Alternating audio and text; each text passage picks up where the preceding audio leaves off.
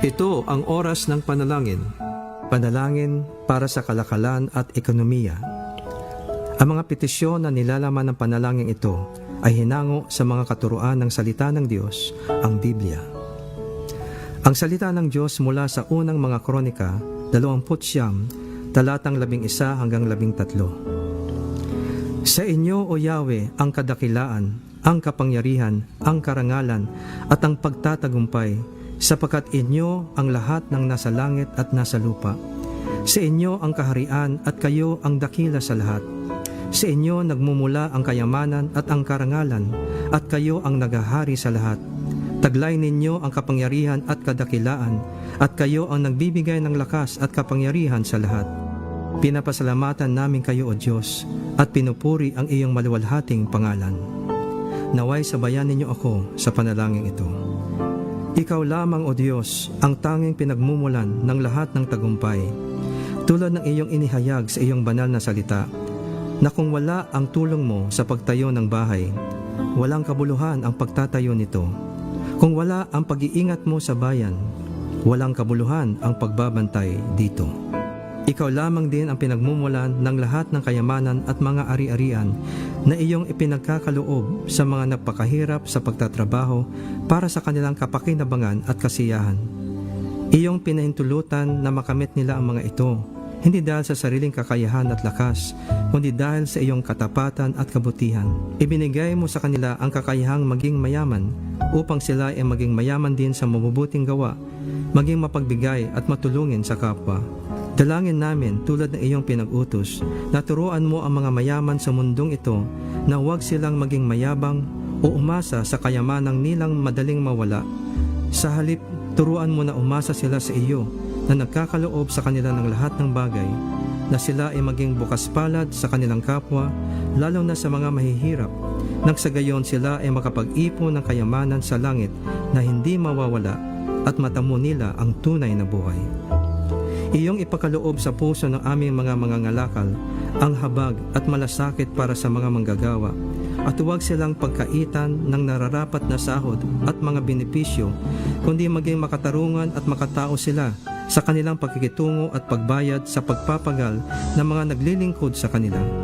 Igawad nawa nila ang katampatang sweldo na walang antala o panlilinlang sa lahat ng panahon.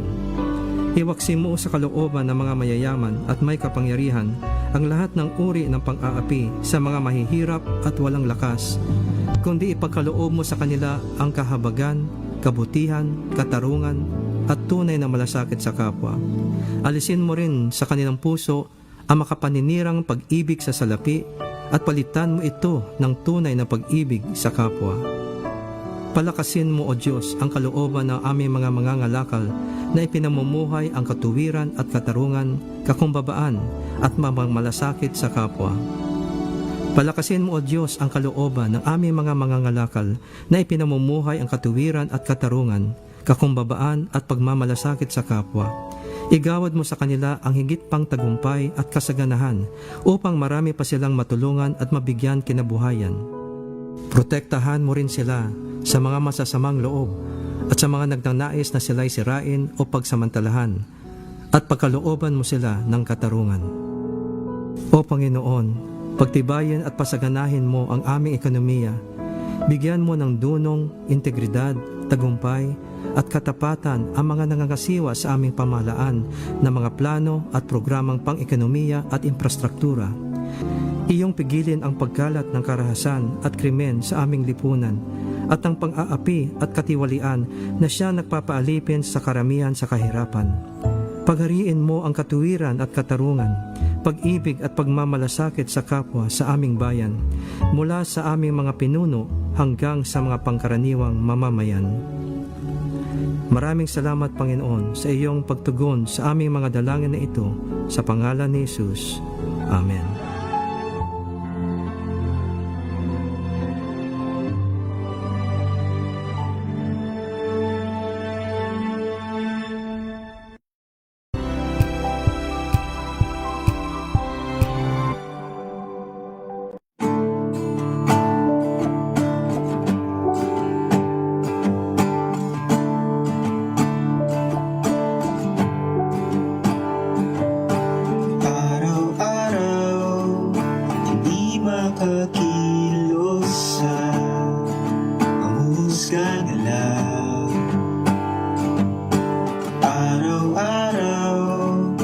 Sana ang bigat ng nakaraan. O ano bang dapat na gawin? Isip at puso ay kailangan ng tulong.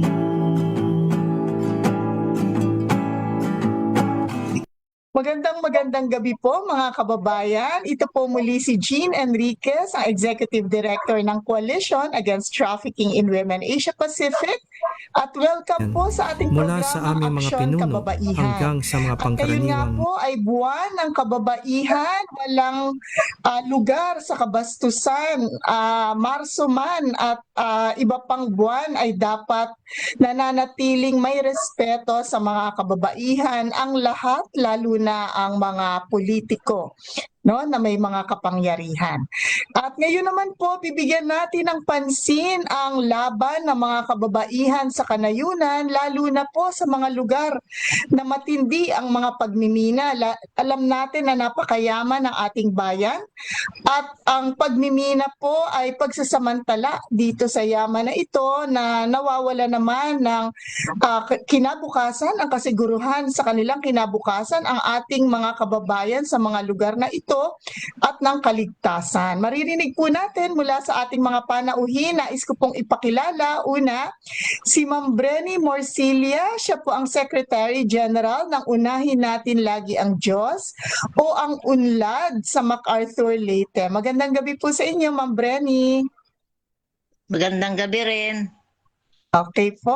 Ngayon naman, nais ko pong ipakilala mula naman ho sa Homonhon, si Carmi Macapagaw, ang presidente ng Homonhon Environmental Advocates and Rights Defenders o HERD mula po sa Homonhon Island, Guian, Eastern Samar. Magandang gabi sa iyo, Carmi. Magandang gabi po, Ma'am Jean, at syempre sa mga taga-subaybay ng Aksyon Kababaihan po. Magandang gabi sa lahat. Ayan, welcome. Nais ko rin pong ipakilala mula naman po sa Manicani Island. Ang kanyang organisasyon ay Protect Manicani Island Society o PROMISI, si Elizabeth Cabal. Magandang gabi sa iyo, Beth. Magandang gabi po sa inyong lahat. Ayan, simulan po natin ang pag-uusap sa kalagayan ng pagmimina sa inyong napakagandang mga lugar. Ma'am Brenny, gusto niyo po bang ibahagi sa atin kung ano po ang kalagayan ng pagmimina doon? Sa kasalukuyan, hindi pa naman sila nakakapagmina. Mhm. Pero itong nakaraang taon, nagmina na sila. Kaya lang ngayon, inintay nila yung dredger na yan, yung machine na yan. Pero yun nga, hindi nakatuloy nakapasok kasi narangan na. Narangan na namin.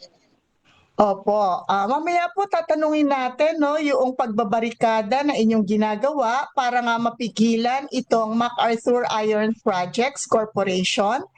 Tama po ba? Ito yung korporasyon, ano po? Okay. At nangunguna nga dyan ang UNLAD at kamakailan ay may napaatras agad nila ito pero pupuntahan po natin yung kanilang laban na lokal. Tatanungin naman natin po si Carmi sa Homonhon Island, Eastern Samar. Ay matindi rin ang environmental damage po at community displacement dulot ng nickel at chromite mining. Sige Carmi, kumusta ang kalagayan sa inyo? Ayan, opo, Ma'am Jean. Sa Homonhon Island po, meron po kami ngayong ongoing large-scale mining ng 5 mining companies. So, 5 large-scale mining companies. Iba pa doon yung mga sub-operators nila or subcontractors. Ito pa lang yung merong from an PSA holder to operator na permit concessioners. Sa ngayon po, meron kaming maraming ino-oppose na mga expansions ng kanilang operations, lalong-lalo na yung mga operations na pumapasok na sa mga watershed areas. And unfortunately, dahil dito sa mga opposition na ginagawa natin, ay humaharap din kami sa legal battle. Kinasuhan kami ng isang mining company, an injunction case para patigilin kami sa aming opposition, but hindi naman ito naging hadlang para ipatuloy yung pag-oppose kasi nga ito ay tungkol na sa paglaban sa karapatan sa hindi lang sa maayos na kalikasan, tubig ito buhay namin, buhay ng mga Tama. mamamayan. At pangunahing pangangailangan ng komunidad ang tubig. So ito yung nangyayari sa Humunhun Island despite our historical significance. Nandun din kami nakikipaglaban sa karapatan namin ng isang may dangal na pamumuhay sa isang island ecosystem na hopefully we are resilient sana on our own and we can survive on our own, pero pinapataas kasi ng pagmimina yung vulnerabilidad ng mga komunidad lalo sa isang isla. Tama. Yan ang version Oo. sa Humunhun. Oo. Mamaya babalikan natin yung nakikita po nating partikular na epekto sa kababaihan, no? At kahit po Ma'am Brenny hindi pa nagsisimula rin sa inyo, baka marinig natin maya-maya. Ano po? Ma'am Beth, kayo naman po ay sa Giwan, Eastern Samar. Ano po ang kalagayan sa Manikani ng pagmimina? Hello po. Yes. Sa amin naman po is, ngayon is mag-uumpisa na po ulit sila. Actually, tuloy-tuloy naman po yung ano nila yung operation. Operasyon. Mm-mm. Dahil po sa extension na 15 years ng kanilang ECC. Pero yun po yung pinapanawagan namin na makancel po yung 15 years extension nila. Kasi nga po is nag-expire na po yung MPSA nila noong 2017. At Mm-mm. gusto rin po namin na mabigyan ng katarungan po yung isla namin na napaka-vulnerable po. Lalong-lalo na napakaliit lang po ng isla namin. At sakop pa po siya ng NAIPAS law or yung e-NAIPAS law, which is protected area po. Okay. Sa ngayon, Beth, anong nakikita niyong epekto sa mga kababaihan? Kagaya nung binanggit ni Carmi na delikado yung tubig, mayroong bang pagkakasakit? Alam din namin sa ibang lugar na pinuntahan namin na matindi ang pagmimina, ay tumataas din ang kaso ng trafficking sa prostitusyon dahil maraming mga kalalakihan yung dumarating at dahil sa vulnerabilidad sa kahirapan ay nabibiktima ang mga kababaihan, lalo na ang mga kabataan sa prostitusyon. Sa inyo, siguro yung immediate, yung kalusugan, no? Sige, go ahead, Beth. Opo, nangyayari na po actually last 2024 nung kasagsagan ng operation nila until 2025. Sa 2 taon po na yan is nagkaroon po talaga ng yung malawakang ng mga buhangin ng alikabok. So nagkakaroon po ng asthma, ng sakit, yung mga, lalong-lalo na sa mga matatanda, bata, nagkakaroon po ng mga sakit dito. Especially yung seashore namin na mayroon ng mga siltations, pati na rin po yung mga daanan. Ito yung palaging sinasabi namin na yung dinadaanan ng mga bata, lalong-lalo na papunta sa school, sila yung apektado, sila yung nagkakaroon ng mga sakit, lalong-lalo na yung mga daan na mayroong mga siltations. Hindi po siya ramdam sa ngayon, pero pag dumarating kasi yung matinding ulan, yung baha na napupunta sa mga dagat, sa mga root crops namin, yun po yung nagiging dahilan na nagkakaroon ng sakit ang mga tao dito po sa amin. At hindi na po dumadami yung mga huling isda dito po sa amin.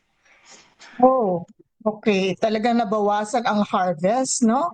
Ma'am Carmi, sa inyo po, ano po yung epekto, lalo na sa kababaihan at sa bata? Kagaya ng ibang mga mining affected communities, syempre unang-una kalusugan. Pero sa mas malalim kasi na pagtingin, Ma'am Jean, isang issue talaga na kaakibat ng may pagmimina is food security. Alam Mm-mm. naman natin yung pagmimina ay may issue on land use conflict yan eh. So may mga agricultural lands na convert into mining area or nabigyan ng permit para minahin, mga agricultural land na yan na existing farms, so dyan kumukuha ng pagkain. Kasi nga island kami eh. Mm. Basically talaga root crops, mga ganyan, ay madaling pagkain, pagkunan ng pagkain ng mga mamamayan. And syempre yung aming yamang dagat. Eventually sa pagdami ng mga workers, sa pagdami ng mga mining companies, nagkakaroon na rin ng competition doon sa available resources, lalong-lalo sa pagkain, yung mga pagkain na makukuha sa area lang. Halimbawa, before ang mura-mura ng bilihin, ang mura-mura ng pagkain, ng isda. Ngayon, tumaas yung bilihin dahil sa, syempre, yung law of demand and supply, ganyan. Mas mahal bumili yung mining company, so mas sila yung priority bigyan. So yung mga locals ay wala nang mabili or may mabili man, sobrang taas na rin. So yun yung ano, yun ang epekto sa mga nanay eh. Yun ang mga epekto sa mga kababaihan kasi tayo naman sa pamamahay, lagi naman tayo yung Nagmamanage ng budget. Oo. nagmamanage ng pagkain, pag-ensure na may healthy na pagkain sa table ng mga anak natin. Mm-mm. Isa yan. And isa pa, yung pagdating sa pag-aaral ng mga bata. Kasi kami talaga malaking issue sa amin na isang mining company binigyan ng permit na nandun yung Humunting National High School. Oo, Nag-iisang oo. secondary school ng island ay binigyan ng permit ng pagmimina yung paligid nito or with kasama yung school doon sa tenement area. And napapalibutan siya ng mga minahan at nandoon siya sa area kung saan dimadaan lahat ng mga sasakyan. So it exposes our students, our children doon sa risk ng mga alam mo, alikabok, ingay, Mm-mm. low quality of education na dapat importante sa environment ng isang mag-aaral. At kasama yan, hindi man yan direktang sasabihing epekto sa mga kababaihan, pero tayong mga nanay, yun yung ano natin, Oo. yung isa sa Primary na concern natin, yung mga bata at saan na-expose. Oo. Wala talagang konsiderasyon itong mga minahan na ito. Talagang sa paligid pa talaga ng eskwelahan. Ano? Salamat, Carmi. Ma'am Brenny, sa inyo po, ano yung nakikita nyong magiging epekto nito sa kababaihan in particular at community sa pangkalahatan? Nung nakaraan, nung bago sila nasuspindi, yung Opo. mga baba, nagsialisan, magtrabaho sa Maynila, ganon. Sa Mm-mm. ngayon, mga lalaki nagtatrabaho sa mining. Doon sa lugar na yun. Doon lang sa Maya. Mhm. Yun ang mga nila pumapasok ng trabaho sa mina. Ngayon, Opo. hindi naman, huminto lang sila niyan kasi nga nasuspindi. Mhm. Wala, hindi naman nila nagawa pa yung dapat gawin nila para tanggalin yung suspension. Tinanggal na nila. Kasi sila naman ang makapangyarihan eh. Mhm. Tapos, ayan na nga, hindi pa sila kontento doon sa dating maliit na dredger, nag-importa sila ng malaki. Sumobra naman ng laki. Mhm. Hindi na namin masikmura yun. Opo. Mas grabe nang hihigop yun. So Mhm. talagang ano kami talaga, natakot, nainis. Mas malaki yung inis natin dahil doon sa nakita namin. At dahil po dyan, ay kayo po ay nagbarikada, no? Baka bawat isa sa inyo maikwento rin gaano kalaki yung mga barikada natin, gaano karami ang kababaihan. At habang na kay Ma'am Brenny ako, ay nagkaroon po kayo ng tinatawag ninyo na maliit na tagumpay, no? Sa community-led anti-mining efforts dahil nga sa pag-atras nitong cutter suction dredger na nakalocate locate nga sa MacArthur Leyte. Pero ito nga ay dahil kayo ay nagprotesta, sunod-sunod na prayer vigil, pero sabi nyo nga po ay hindi pa ito tuluyang tagumpay, no? Dahil kung interesado talaga sila na makinig, ay tuluyan nilang iaatras ang buong operasyon na ito. Sige po, Ma'am Brenny, maaari niyo pong maibalita sa ating mga tagapakinig ang tungkol sa inyong paglaban at kaunting tagumpay sa kasalukuyan. Wala pa man yung barikada, naisip ko na kailangan na talagang may gumawa na ng aksyon. So, tumawag ako, pumunta ako sa ATM. Alyansa Sinabi ko- Tigil Mina, opo. Gusto ko gumawa ng sulat, open letter para sa presidente. So, tinulungan naman nila ako. Pagkatapos nun, tumawag ako ulit dahil hindi talaga ako matahimik eh. Na baka sinusubaybayan ko kasi kung umuusog na sila, kung gaano nakalaki yung inuusog nila. Eh, nung hindi na ako matahimik, sinabi ko na magbabarikada ako kahit ako mag-isa lang. So, ginawa ko yun. Talagang ginawa ko yun. Tapos, mga ilang ano lang naman, dumating na rin na tao. Hanggang sa nagtuloy-tuloy na yon. Ngayon, ang ginawa ko naman, nakipag-usap ako kay Atty. Fares sa Social Action, ano ba yan? O Social Action Center ba yan? O ano ba yan? ELAC pala. Ngayon, nung sinabi ko na tulungan din kami. Gumawa na kami ng action para mapatigil dahil kung barikada lang, hindi naman makikinig yan eh. Makinig man sila, pag maraming tao, hindi lang gagalaw, pero tuloy pa rin. Ngayon, gumawa na kami ng action na ganon. Tumulong si Atty. Fares, gumawa kami ng sulat sa sa Sangguniang Panlalawigan na agad naman din nilang natapat yung pagpapasa namin, kinabukasan session din. So nung pagkasunduan dun sa pag-session nila, pinatawag din naman itong mga the day after siguro yon, tinawag na yung barangay captain at saka yung mayor dito, nag-usap-usap sila, sinabihan sila na tumigil muna. Pati yung MGB, sinabihan din na itigil muna, suspendin muna. Narinig po natin kay Ma'am Brenny ang kanilang paglaban dito nga sa MIPC at napakahalaga ng kanilang pagkonekta sa Alyansa Tigil Mina. At ngayon naman po kay Carmi, marinig naman po natin yung kanilang barikada sa Homonhon. Go ahead, Carmi, at siguro yung participation at leadership din ng kababaihan. Yes, yes, Ma'am Jean. Actually, yung inopost namin, yung implementation ng tree cutting permit ng isang mining company, dahil nabigyan sila ng tree cutting permit doon sa malapit sa mga water sources namin. Actually, it's a watershed area pa din naman. So inopost namin yon, so naglagay kami ng barikada dahil despite doon sa maraming petition, opposition letter, signature campaign, nabigyan sila ng permit and gusto talagang ituloy ng mining company yung tree cutting at mining operation doon sa area na yon.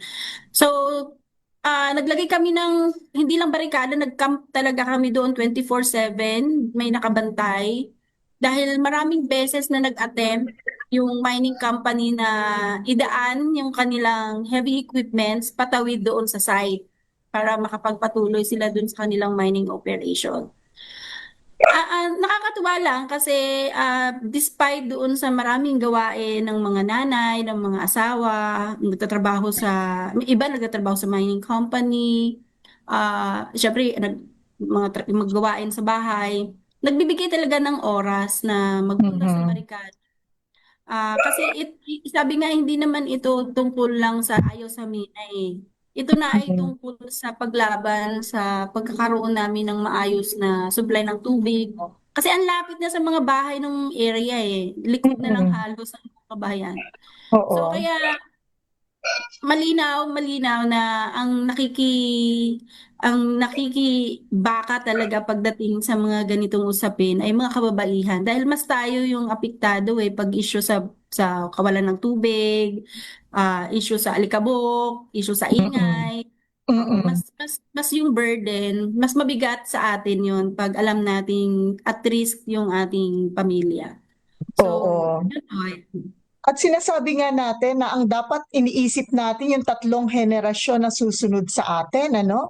Kaya ang mga ina, ang pangunahing iniisip yan, paano ang magiging anak, paano ang magiging anak ng aking mga anak. At maraming salamat, Carmi. Puntahan ko naman, Beth, ang inyong laban din at barikada sa Manikani na matagal na rin, ano, gayon din ang papel ng kababaihan at baka gusto mo na rin ituloy sa panawagan. Okay po. Salamat po, Ma'am Jean.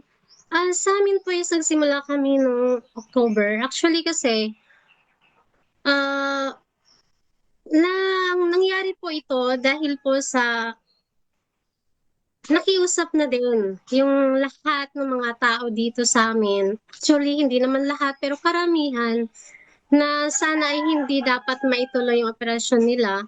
Pero nagsimula, simula nung nagkaroon po kami ng barikada, na nagkaroon po kami ng pagkilos upang mapahinto yung paghahakot. Actually, nung 12 barko, dapat po iyon. Pero 11 lang po yung natuloy. Dahil nga po hinarangan na po namin yon. Nung pumunta po dito yung LGU namin, kasi nakiusap sila na sana hindi po kami, kumbaga hindi po namin hadlangan yung operasyon ng HMC kasi sinasabi nila is may permit daw po. Ang nangyari naman po kasi sinasabi namin is kumbaga hindi siya legal para sa amin yung permit nila dahil nga po nag-expire na yung MPSA nila. Mm-mm. And then, nung nagkaroon na po ng operation yung mining, karamihan po sa amin is yung mga nanay na natatakot para sa isla namin, sa kalagayan ng isla namin. Dahil mula sa 250,000 metric tons na hahakutin nila is nag-extend pa sila, more extraction pa po into 3 million. So, saan po nila kukunin yung 3 million na yon? Mm-mm. Nung last year nga po na 11 barko yung nahakot nila, ilang tonelada na yung nahakot nila, ikita na yung epekto. So, ilang taon pa? So, 2037 pa matatapos. So, hindi na aabot ng 2037, wala na yung isla namin na umaabot lang sa 1,165 hectares lang. Ang Grabe. tinatarget nila mas higit pa roon sa 1,165 hectares. So, aabot na yun sa shoreline namin. So, ang pinapanawagan namin is sana po mabigyan ng katarungan yung isla namin na napakaliit lang at sakop pa siya ng Giwan Marine Reserve. Yun po yung gusto Grabe. namin na isulong, kumbaga isulong yung batas ng pagiging inaypas, pagiging protected landscape and seascape po nito. Mm-mm. Kasi wala po kaming makuhang kumbaga tulong dito sa local government, which is na nung pumunta sila dito kasagsagan ng barikada namin, nakipag-usap sila. Kami naman po ay sumunod, kumbaga kung ano yung napag-usapan doon dahil nga po nagkaroon ng tripartite agreement sa amin sa HMC, yung Hinatuan Mining Corporation at sa local government unit at ng PROMISI para sa pakikipagdialogo po sa central office ng DENR and GB po. Pero until now, hindi pa po kami nabibigyan ng sagot. Wala pa po silang, kumbaga, hanggang kailan kami mag-aantay. October pa po yun. Until now, ilang buwan na ang lumipas. Tapos eto, mag-ooperate na naman sila. Hanggang kailan? Yun po yung tinatanong namin na pabalik-balik na lang po kami sa munisipyo ng Giwan. Until now, wala pa din. Sila na nga po yung kumikilos. Kumbaga, ipinasa na po namin yung bola sa kanila. Kasi yun ang sabi nila, ipasa yung bola sa kanila para sila na po yung dumukdok doon sa HMC. Pero until now, wala pa din.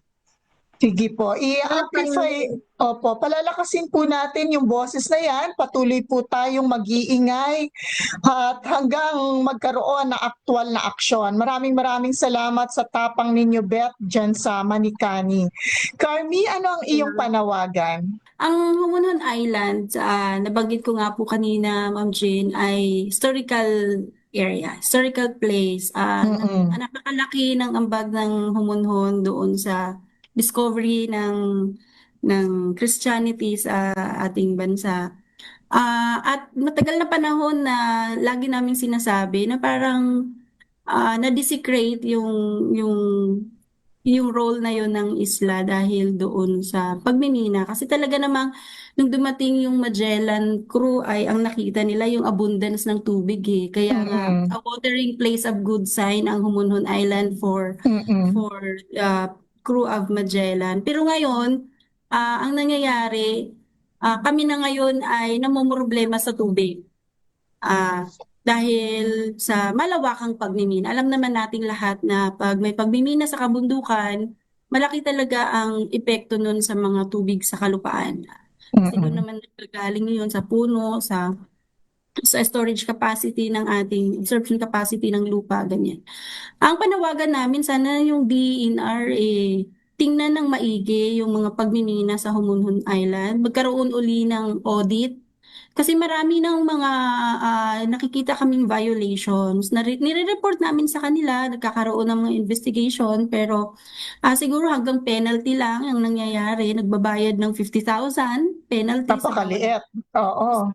sobrang liit kumpara sa mga damages na hindi na kayang maayos at hindi na maibalik. Yung mga epekto ng pagmimina na hindi na matagal na panahon pa siguro ang ang nature na lang uli ang makakapagsabi kung kailan muling babalik sa maayos ang kanyang estado. Pero ang epekto nun sa mga tao yung matagal na epekto sa pamumuhay ng mga tao, ibang usapin pa din naman yun.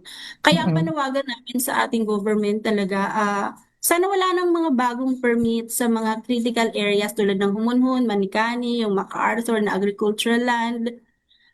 Isipin sana din nila na hindi lang naman tungkol sa employment ang pinag-uusapan. Huwag naman puro economic benefit lang yung tinitingnan. Kasi may actually ngayon marami naman opportunity na makita yung mga economic benefits sa ibang paraan na hindi natin kailangang sirain yung ating kalikasan.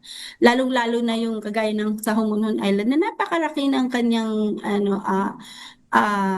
pwedeng may ambag sa turismo. Kaya yun yung panawagan namin sa DENR at maging sana tayo sa pagpapatupad ng batas. Kung may violations, ipakancel natin yung mga permit na yan. Ipahinto, ipakancel. Kasi ngayon dun sa ginawa naming barikada, ma'am, nagkaroon naman ng kahit papaano pagkapanalo dahil napahinto sila, napahinto yung operation nila at hindi na ituloy. Pero temporary lang temporary yung suspension. So ibig sabihin, posible pa rin silang matuloy at binibigyan pa sila ng pagkakataon na makapagpresenta ng mga datos para sila ay makapagpatuloy. Na para bang hindi pa sapat yung pagtutol ng mga tao at hindi pa sapat yung mga nire-report naming mga epekto ng pagmimina sa kapaligiran namin at sa mga naninirahan sa barangay. Ganun yung hindi namin maintindihan yung ganung aspeto ng regulation at monitoring ng ating government na malinaw naman na dapat ito ay para sa mga tao pero ang mga tao na ang umaayaw pero parang hindi nila yun makita in a way na protektahan na sana ngayon ang karapatan naman ng mga tao. Kasi hindi na dito basang ayaw lang sa pagmimina May dahilan at laging meron namang yung dahilan na yun ay hindi lang dahil ngayon lang nangyari. Ito ay Mm-mm. paulit-ulit na nangyayari ng mga violations at mga experience ng mga community na hindi magandang epekto ng pagmimina. Kaya yun yung panawagan ko po sa government natin. Itigilan Okay. nila yung pagbibigay ng mga permit sa pagmimina at itong mga existing mining companies ay i-regulate nila ng maayos at talagang isanction kung may mga violations. Pahintuin dahil ibig sabihin hindi sila tumupad sa kontrata, hindi sila tumupad dun sa conditions ng kanilang mga permit at hindi sila dapat magmina. Okay. Maraming salamat, Carmi. At panghuling pananalita po, Ma'am Brenny. Go ahead. Yung sa amin palayan talaga na irigado. Mhm. Kung yan ang babanatan nila, sandali lang yung mauubos yan eh. Mm-mm. Paano kain ng mga bata Mm-mm. sa susunod na generasyon? Mm-mm. Tsaka marami na ng kanilang mga kasalanan dyan. Pag sinasabi nila, i-rehabilitate nila, pero hindi nila ginagawa. Marami na ang nalunod dyan sa lintik na tubig dyan, sa lawa nilang gawa-gawa ng mina. Mhm. Hindi pa ba nila, sa ngayon, napakalaki na ng dredger nila. Isang higupan lang yan. Yung ilang hektarya na yan. Anong panawagan natin ngayon, Ma'am Brenny? Ano? Panawagan po. Panghuli pong pangungusap. Oo. Dahil kailangan na rin po nating magsara. Papanawagan namin na tuluyan ng kansilahin yung MPSA dahil hindi dapat minahin yung lugar na yan. Mhm. Ayan yan, irigado yan. Mhm. Mas importante yung pagkain. Yun ang pangako niya eh. Pangako ni Presidente. Aanuhin niya ng pagkain ng mga tao tapos ganyan ang mangyayari. Okay Sarado po. niya. Okay, maraming salamat po. Narinig po natin mga kababayan si Ma'am Brenny Morcilla, ang Secretary General ng UNLAD. Mula sa MacArthur Leyte, si Ma'am Carmi Macapagaw.